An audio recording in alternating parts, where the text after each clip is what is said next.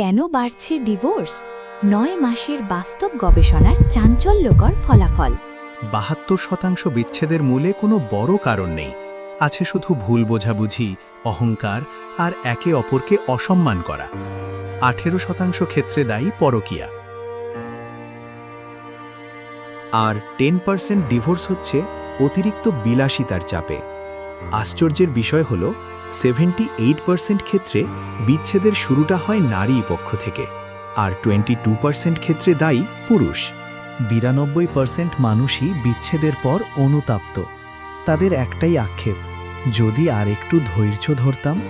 বিচ্ছেদের পর 89% নারী আর দ্বিতীয়বার বিয়ে করতে পারছেন না, অথচ 85% পুরুষ দিব্যি দ্বিতীয় সংসার করছেন। তবে নারীরা দ্বিতীয় সংসারে 89% ক্ষেত্রেই অসুখী। মনে রাখবেন, ডিভোর্স মানে শুধু আইনি বিচ্ছেদ নয়, এটি একটি শিশুর ভবিষ্যৎ আর সমাজের ভারসাম্য নষ্ট করে দেওয়া। আপনার মতে সংসারে ধৈর্যের গুরুত্ব কতটুকু? কমেন্টে জানান।